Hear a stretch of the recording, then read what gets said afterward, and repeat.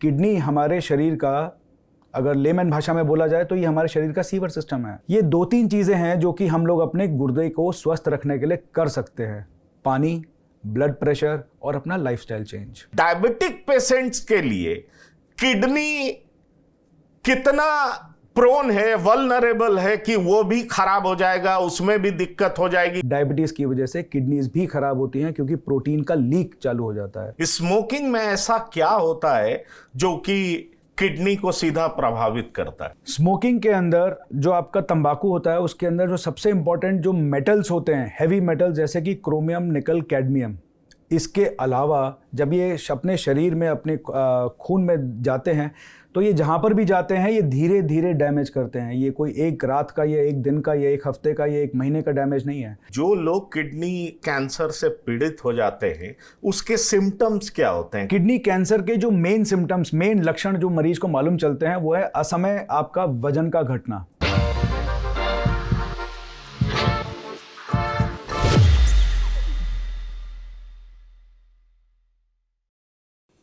नमस्कार, मैं हूं पंकज कुमार। इस खास पेशकश में मैं आपको बताने जाऊंगा शरीर के एक बेहद इंपॉर्टेंट ऑर्गन के बारे में, जिसका काम ब्लड को प्योरीफाई करने का भी है। अगर मोटे शब्दों में कहें तो उसका नाम किडनी है। और आजकल आपको मालूम है कि किडनी की बीमारी से बहुत लोग परेशान होते हैं। दरअसल पहले इस तरह की बीमारी बहुत सुना नहीं जाता था, लेकिन इन दिनों यूरोलॉजी एक बड़ा ऐसा विभाग है जिसमें मरीज अक्सर जाते हैं डॉक्टर के पास कि आखिरकार हो क्या गया। कई बड़े नेता भी यूरोलॉजिकल प्रॉब्लम्स की वजह से गुजरे हैं, उन्हें डायलिसिस पर रहना पड़ा है और लंबे समय के इलाज के बाद उनकी मृत्यु हो गई है। सवाल यह उठता है कि किडनी कितना वाइटल ऑर्गन है, और अगर किडनी फंक्शन नहीं करे प्रॉपरली तो एक इंसान को क्या करना चाहिए? उसको कैसे पता चलेगा कि उसका किडनी फंक्शन नहीं कर रहा है ठीक से, किडनी में दिक्कत है, वो डॉक्टर के पास कब जाए, किस समय जाए? बहुत सारी बातें हम आपको बताने जा रहे हैं क्योंकि हमारे साथ डॉक्टर राहुल गुप्ता हैं, यूरोलॉजी के एक्सपर्ट हैं। इन्होंने कई सारे पेशेंट्स का इलाज किया है। तो डॉक्टर गुप्ता, आपका TV9 के प्लेटफॉर्म पर बहुत बहुत स्वागत है। मैं सीधा सवाल आपसे करना चाहूंगा। दरअसल एक आदमी कैसे समझे कि उसको यूरोलॉजिकल प्रॉब्लम है? क्योंकि कई बार होता क्या है कि लोग यूरिन पास करने जाते हैं, उसमें पेन होता है। पेन होता है तो तरह तरह की बातें दिमाग में आती है। कई बार क्या होता है कि हम यूरिन पास करते हैं, वो पूरा पास नहीं होता, कुछ रह जाता है और वो समस्याएं बार बार होती हैं। तो ऐसे पेशेंट्स को, ऐसे लोगों को क्या करना चाहिए और क्या समझना चाहिए? जरा आप प्लीज इसके बारे में बताएं। नमस्कार पंकज जी, नमस्कार TV9 के सभी दर्शकों को। जो आपने पंकज जी मेरे से पूछा कि कुछ व्यक्तियों को पेशाब जाते वक्त पेशाब पूरी तरीके से नहीं उतरती है या फिर वो पेशाब ढंग से कर नहीं पाते हैं, ये वो व्यक्ति होते हैं जिनकी उम्र यूजुअली 50 से 60 की उम्र के अराउंड के होते हैं और ज़्यादातर ये लोग व्यक्ति मतलब मेल्स होते हैं। इसका जो मेन कारण रहता है वो प्रोस्टेट रहता है, जिसको अपनी लोकल भाषा में अपन लोग गदूद बोलते हैं। मरीज को बार बार पेशाब जाना, रात में बतेरी बार उठना, पेशाब में खून आ जाना, सो ये सब इनके नॉर्मल और बड़े ही कॉमन सिम्टम्स होते हैं। तो सबसे पहले जो मैं आपको बताऊंगा कि जो मरीजों को करना चाहिए जब ये वाली दिक्कतें आएँ, उसमें सबसे पहले अपने जो भी लोकल यूरोलॉजिस्ट हैं, लोकल जो भी हॉस्पिटल है वहाँ पर जो भी यूरोलॉजिस्ट अवेलेबल है उसके पास जाकर एक बार चेकअप कराएं। आपका यूरोलॉजिस्ट आपके मात्र 2 या 3 जांचें, जैसे कि एक अल्ट्रासाउंड, एक खून की जांच और एक पेशाब की जांच, ये करके देखेगा। और जो बेस बीमारी है, इसको बीमारी नहीं बोलना चाहिए, ये एज रिलेटेड जो प्रॉब्लम है, तो इस प्रॉब्लम का जो सल्यूशन है वो बहुत ही सरल है। वो सरल ऑप्शन आपका दवाइयाँ हैं। एक बार दवाइयाँ आपकी स्टार्ट हो गई तो आपको ये जो यूरिन का जो प्रॉब्लम है ये बहुत ही लंबे समय तक बिना किसी दिक्कत के आपका समय गुजारेगा। इसके अलावा जैसा आपने कहा कि शुरुआत में कि भाई लोगों को कैसे मालूम चलेगा कि ये किडनी का प्रॉब्लम उनको हो रहा है या नहीं हो रहा है और बहुत ही लंबे समय से चला आ रहा है, इसीलिए हम लोग अपने सभी जो जनरल पॉपुलेशन है उसको ये बताते हैं कि आप अपने रेगुलर, एनुअल या फिर सेमी एनुअल, मतलब कि 6 महीने पे या फिर साल के अंत में अपना एक बार टेस्ट जरूर कराएं, जिसके अंदर यूरिन का टेस्ट और खून का टेस्ट या फिर और एक अल्ट्रासाउंड, ये अगर आप 3 टेस्ट कराएंगे तो आपको बहुत सारी चीज़ें मालूम चलेंगी, जिसमें सबसे इंपॉर्टेंट आपको मालूम चलेगा कि आपके गुर्दे, दैट इज किडनी की जो हेल्थ है, how much is good that, मतलब कि वो कितनी स्वस्थ है, कितनी अच्छी है, या क्या इसके लिए और कोई एक्सपर्ट ओपिनियन लेना है अपन लोगों को या नहीं। तो गुर्दे की किसी भी दिक्कत के लिए आपको पहले टेस्ट कराने पड़ेंगे। इसके अलावा बहुत सारे लोगों को पहले ही मालूम चल जाता है कि यार हमको पेशाब की दिक्कत हो रही है, जैसे कि पेशाब में खून आना या पेशाब में जलन होना। तो हाँ, इसके लिए डेफिनेटली वो लोग अपने सबसे पहले जनरल फिजिशियन, मतलब जो भी हमारे जो मेडिसिन वाले डॉक्टर साहब होते हैं, उनके पास जाते हैं। अगर उनको लगता है कि ये किसी यूरोलॉजिस्ट के पास इनको रेफ़र करना चाहिए तो फिर वो हमारे पास भेजते हैं। इसके बाद इनका जो स्पेसिफिक टेस्ट होते हैं, जैसे कि कभी सीटी स्कैन या फिर एमआरआई, तो अगर उसकी ज़रूरत पड़े तो ही अपन लोग वो सारे के सारे टेस्ट कराते हैं, और तब अपने को मालूम चलता है कि इसके अंदर, इस व्यक्ति के अंदर, इस मरीज़ के अंदर, इनके गुर्दों का, इनकी किडनी की हेल्थ कैसी है, या हमको कुछ इसके अंदर कोई दवाई ऐड करनी है या कोई सर्जरी एडवाइस करनी है। ये सारी की सारी चीज़ें अपन लोगों को तभी मालूम चलती हैं। ये बात अब बहुत ही इंपॉर्टेंट बातें आपने बताई, क्योंकि इन दिनों किडनी पेशेंट्स की संख्या बहुत ज़्यादा बढ़ रही है, और कई बार हम लोग नेगेटिव सेंस में भी सुनते हैं कि किडनी ट्रांसप्लांटेशन की ज़रूरत थी, लोग किडनी बेच रहे हैं। बेचने का मतलब है कि खरीदारों की संख्या बढ़ गई है, इसीलिए बेचा जाता है। लेकिन मैं अभी पॉजिटिव बात करना चाहूँगा आपके साथ।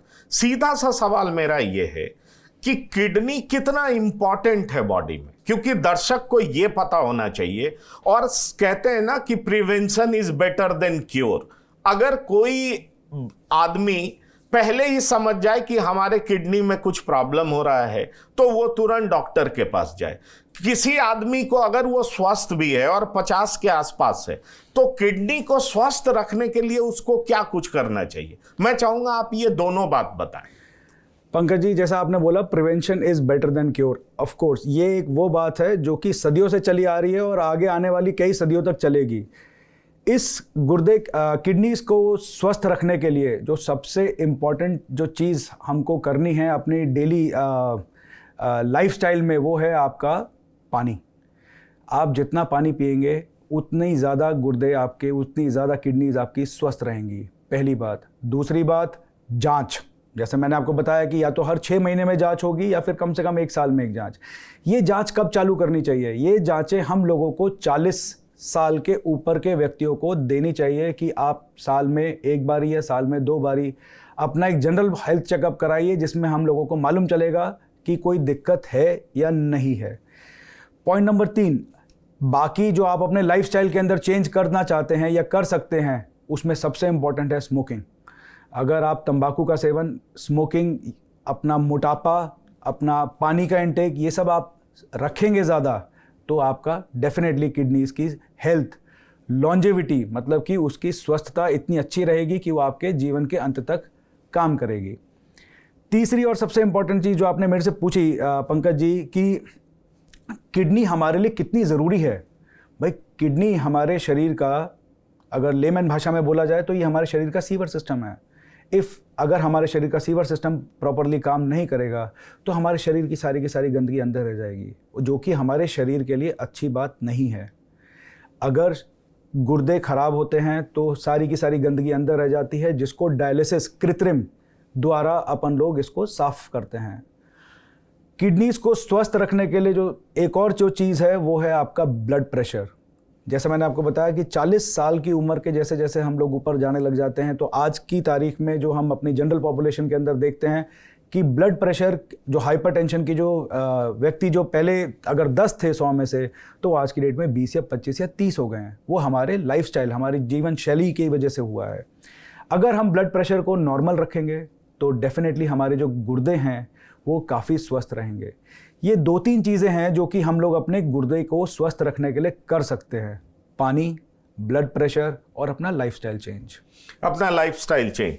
लेकिन इन दिनों हम देखते हैं कि बहुत सारे लोग डायबिटिक हैं, उनको शुगर का प्रॉब्लम रहता है, और जब शुगर का प्रॉब्लम होता है तो कहा जाता है कि आपका लीवर ठीक फंक्शन नहीं किया, और लीवर ठीक फंक्शन नहीं किया इसलिए पेनक्रियाज अच्छे से फंक्शन नहीं किया, और पेनक्रियाज अच्छे से फंक्शन नहीं किया तो इंसुलिन ठीक से रिलीज नहीं हुआ, और इंसुलिन ठीक से रिलीज नहीं हुआ तो आप डायबिटिक हो गए।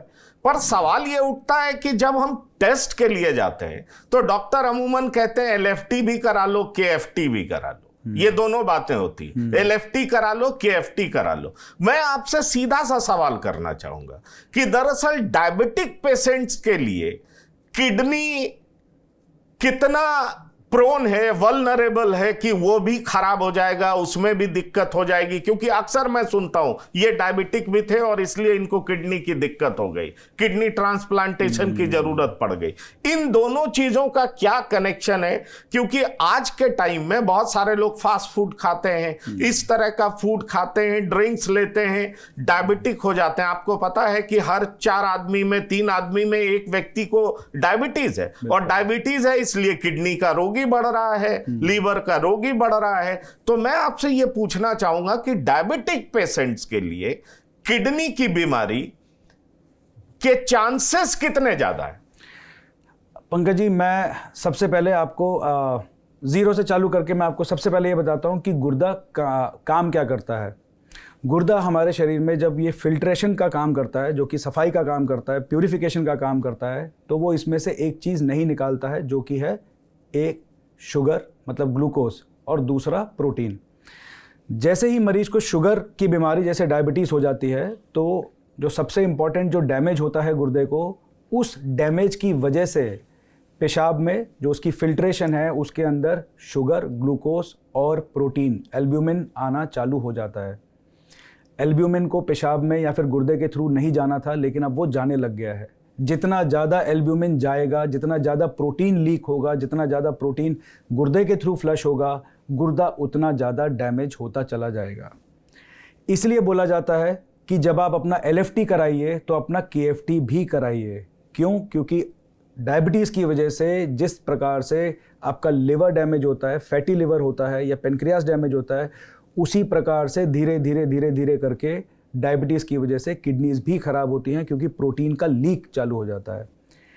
डायबिटीज़ अगर सही मायने में माना जाए तो ये डायबिटीज़ कोई एक सिंगल बीमारी, जैसे कि आप इसको पेनक्रियास की बीमारी बोल रहे हैं, जैसे इंसुलिन की बीमारी बोल रहे हैं, मैं इसको एक सिंगल बीमारी की तरह से देखता ही नहीं हूँ।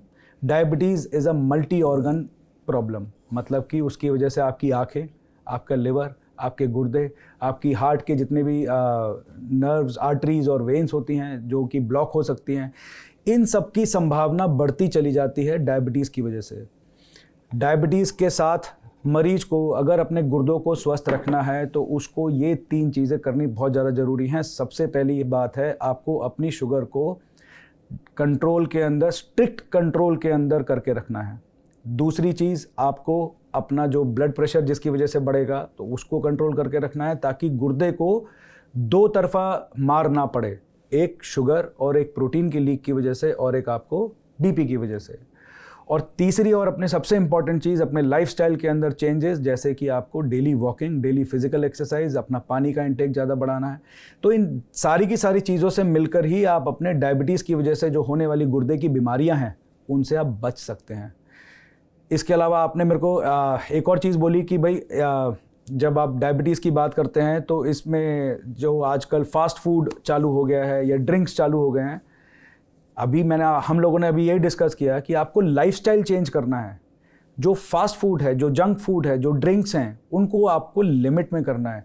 Moderation is the best treatment. आपको जितना उनको कम खाइएगा, जितना उनको कम पीजिएगा, उतना ज़्यादा आपकी लॉन्जेविटी, आपके स्वस्थ रहने की संभावना बढ़ती चली जाएगी।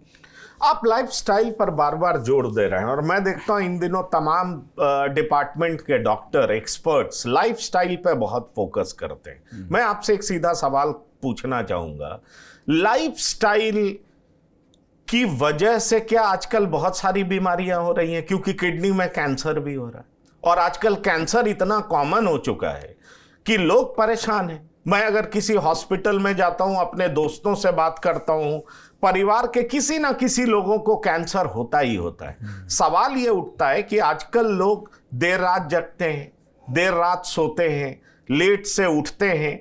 क्या ये तमाम ऐसी वजह हैं जिस वजह से कैंसर भी हो सकता है, वो किडनी में भी कैंसर हो सकता है। कैसे ये लोगों को प्रभावित कर रहा है? जो जो मेडिकल साइंस डेवलप कर रहा है तो बीमारियां भी बहुत ज़्यादा बढ़ती जा रही हैं। इन दोनों का रिलेशन क्या है? पंकज जी, जैसा आपने मेरे को पूछा कि भाई ये जो किडनी का कैंसर है, क्या ये लाइफस्टाइल मॉडिफिकेशन की वजह से हो सकता है? भाई जिस प्रकार से आप देखिएगा कि हमारे जितने भी यंगर जनरेशन है, जितने भी लोग हैं जो कि स्मोकिंग, तंबाकू के सेवन में या ड्रिंकिंग से ये जो लोग प्रभावित हो रहे हैं, तो गुर्दे का कैंसर, किडनी का कैंसर जो पहले किसी ज़माने में 70 की उम्र में देखा जाता था, ये धीरे धीरे धीरे धीरे करके आज की डेट में 60 साल, 50 साल और आज की डेट में 40 और 35 साल की उम्र तक ये पहुंच गया है। स्मोकिंग की वजह से और ओबेसिटी की वजह से और ब्लड प्रेशर के बढ़ने की वजह से और गुर्दे के फेलियर की वजह से, ये वो 3 या 4 मेन कारण हैं जिनकी वजह से गुर्दे का कैंसर बहुत ज़्यादा बढ़ता है। प्रदूषित पानी, प्रदूषित हवा और प्रदूषित खाना, ये 3 मेन कारण हैं जिनकी वजह से हम लोगों को आज की तारीख में जो बीमारियां हैं वो बढ़ती चली जा रही हैं। आपने एक और चीज़ बोली मेरे को कि क्या जिस तरीके से मेडिकल साइंस बढ़ती जा रही है वैसे वैसे बीमारियां बढ़ती जा रही हैं। मैं इसका जस्ट अपोजिट बोलना चाहूँगा पंकज जी, जैसे जैसे बीमारियां बढ़ती जा रही हैं वैसे वैसे साइंस तरक्की करता जा रहा है उन बीमारियों को पकड़ने के लिए, उन बीमारियों का इलाज करने के लिए, क्योंकि जो नंबर ऑफ़ पेशेंट्स हैं, जो मरीजों की संख्या है वो भी बढ़ती जा रही है। तो हमको साइंस को अपने पैरों पे ही रहना है और टिप टोज जिसको बोलते हैं, अपने टोज पे रहकर उस बीमारी को उतनी ही जल्दी पकड़ना है जितनी जल्दी वो बीमारियां डायग्नोस होती हैं, पकड़ में आती हैं। मैं चाहूँगा हमारे दर्शकों को आप ये बताइए, क्योंकि स्मोकर्स की संख्या बहुत ज़्यादा बढ़ रही है, स्मोकिंग में ऐसा क्या होता है जो कि किडनी को सीधा प्रभावित करता है?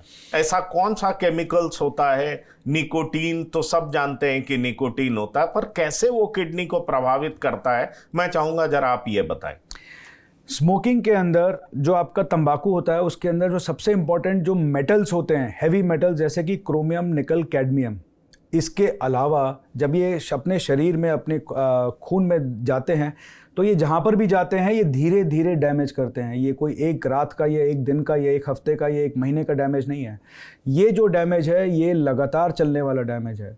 इसके अलावा जो सबसे इम्पॉर्टेंट जो स्मोकिंग आपको डैमेज करती है वो होती है फ्री ऑक्सीजन रेडिकल्स।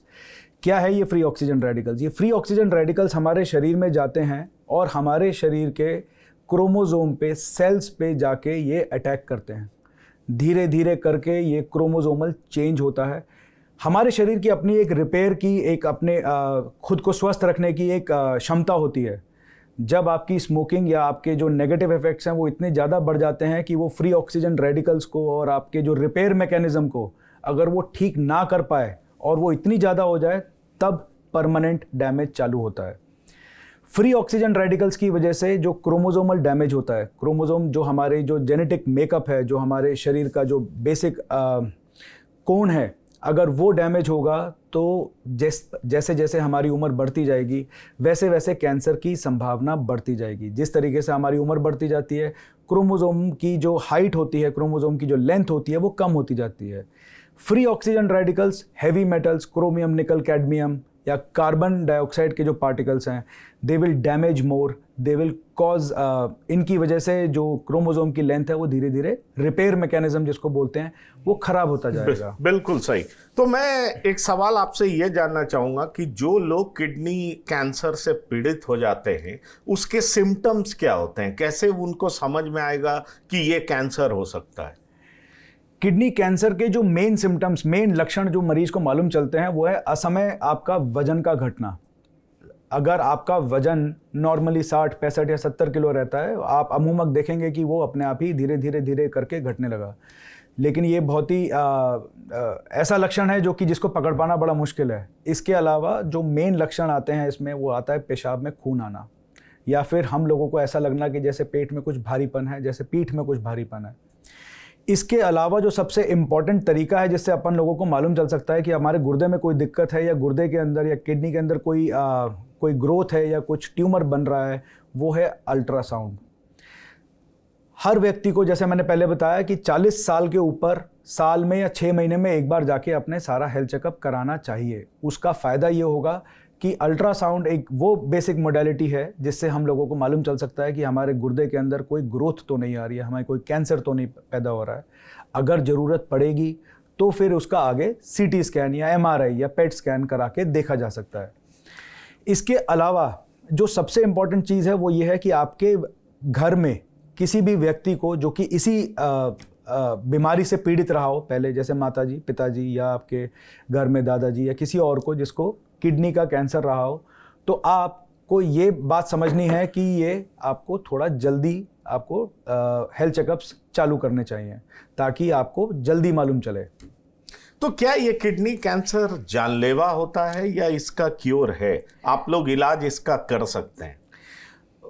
आज की, जैसा आपने अब खुद ही बोला था कि साइंस बहुत तेज चल रही है और वो बीमारियां भी तेज चल रही हैं, तो मैं नहीं मानता कि किडनी कैंसर जानलेवा है। और मैं तो ये बोलूँगा कि कोई भी कैंसर का विशेषज्ञ ये नहीं बोलेगा कि ये किडनी कैंसर जानलेवा है। किडनी कैंसर किसी ज़माने में जानलेवा होता था क्योंकि तकनीक इतनी अच्छी नहीं थी, लेकिन जिस तरीके से साइंस, जिस तरीके से विज्ञान के अंदर डेवलपमेंट होता चला जा रहा है, जिस तरीके से हमको ये कैंसर बहुत ही शुरुआती स्टेजों में पकड़ में आ रहा है, तो ये किडनी कैंसर पूरी तरीके से लाइलाज, तो शब्द ही गलत है, ये इलाज पूर्ण है और इसका इलाज पूरी तरीके से संभव है। चाहे वो दवाइयों से हो, चाहे वो आपकी सर्जरी से हो, चाहे वो अगर आपका फैला हुआ कैंसर भी है तो भी उसके लिए दवाइयाँ अवेलेबल हैं। एक चर्चा आम बातचीत में बहुत सुनी जाती है कि कौन से स्टेज का कैंसर है और अगर 4th स्टेज का है तो क्यूरेबल नहीं है, इस तरह की बात होती है। क्या अब का मेडिकल साइंस या आप पेशेंट्स को देखते हैं, क्या आप पेशेंट्स को ये उम्मीद दे सकते हैं कि 4th स्टेज का कैंसर भी क्यूरेबल है? अब घबराने की बात नहीं है क्योंकि आप जहां पर काम कर रहे हैं वहां पे कई लोगों का आपने इलाज किया होगा। तो मैं चाहूंगा कि हमारे दर्शकों को बताइए कि नहीं, 4th स्टेज का कैंसर भी क्यूरेबल है, अब इस तरह की कोई बात रही नहीं है। Stage 4 kidney cancer definitely curable की जगह मैं आपको ये बोलूँगा, ये जो शब्द है क्यूरेबल, इसकी जगह मैं ये बोलूँगा कि लाइफ एक्सपेक्टेंसी आप कितनी बढ़ा सकते हैं मरीज की। स्टेज 4 का जो कैंसर है उसके अंदर सबसे इम्पॉर्टेंट अगर आपको लगता है तो वो सर्जरी, मतलब कि आपको गुर्दे का जो जिस गुर्दे को उसने प्रभावित किया हुआ है, तो सबसे पहले तो वो गुर्दा निकालने का है। इसके अलावा स्टेज 4 का मतलब ये है कि वो कहीं पर फैला हुआ है। अगर एक या दो जगह पर फैला हुआ है तो वो भी ऑपरेशन के द्वारा पॉसिबल है, और वो भी मिनिमली इन्वेजिव, मतलब कि दूरबीन के द्वारा या फिर रोबोटिक्स के द्वारा ये पॉसिबल है। रही बात वो अगर पूरे शरीर में फैला हुआ है तो इसके लिए भी इलाज, इसके लिए भी दवाई आज की तारीख में अवेलेबल है, जो कि आज से 10 या 15 साल पहले नहीं हुआ करती थी। इस इलाज को, इस दवाइयों को बोला जाता है इम्यूनोथेरेपी। इस इम्यूनोथेरेपी के द्वारा आप 70% मरीजों को कैंसर फ्री भी कर सकते हैं। इम्यूनोथेरेपी, ये जबरदस्त खोज है मेरे ख्याल से। और मैं आपसे ये जानना चाहूँगा कि आप इलाज करते हैं, आप जिस अस्पताल में काम करते हैं, सर्वोदय हॉस्पिटल, वहाँ पर क्या इसका इलाज संभव है? हम पिछले कई सालों से इम्यूनोथेरेपी से ही इलाज कर रहे हैं। हमारे पास बहुत सारे मरीज अलग अलग स्टेज में, अलग अलग लेवल पे आते हैं, और 90% केस में हम लोग सभी मरीजों का इलाज सक्सेसफुली कर पाते हैं। और हाँ, वो मरीज आज भी हमारे पास आते हैं अपने फॉलोअप के लिए, साल में या 6 महीने में एक बारी, और इम्यूनोथेरेपी के बाद भी आते हैं, ऑपरेशन के बाद भी आते हैं। तो सर्वोदय हॉस्पिटल की बात तो बहुत ही ज़रूरी, आपने जैसे बताया कि आप कितने मरीजों को देखते हैं। मरीजों की संख्या गिन पाना बहुत ही मुश्किल है क्योंकि मरीजों की संख्या दर बदर बढ़ती जा रही है और नंबर ऑफ़ पेशेंट्स भी बढ़ते जा रहे हैं, और उनका इलाज भी कई गुना संभव है क्योंकि जो ट्रीटमेंट है, जो इलाज है, वो बहुत ज़्यादा अग्रेसिव तौर तरीके से किया जाता है। एक सवाल मैं और चाहूँगा कि आप दर्शकों को बताइए, क्योंकि लोगों में ये बड़ा डर रहता है कि ऑपरेशन के बाद, इम्यूनोथेरेपी के बाद लाइफ बिल्कुल बदल जाता है। जीते तो हैं, मतलब जिंदा तो रहते हैं पर जी नहीं पाते हैं। इसका क्या मतलब है? क्या ये मिथ है, गलत बात है, या नॉर्मल लाइफस्टाइल में वो आ सकते हैं? इसकी संभावना बहुत ज़्यादा है। ओके, इम्यूनोथेरेपी के बारे में बात करी पंकज जी। कीमोथेरेपी और इम्यूनोथेरेपी ये दो अलग अलग चीज़ें हैं। कीमोथेरेपी आपके पूरे शरीर के अंदर जाके अलग अलग सेल पे काम करती है जहाँ जहाँ पर कैंसर है। इम्यूनोथेरेपी आपके खुद के शरीर की इम्यूनिटी बढ़ाती है और वो जो शरीर की इम्यूनिटी बढ़ती है उससे जाके वो कैंसर के सेल से लड़ाई करता है।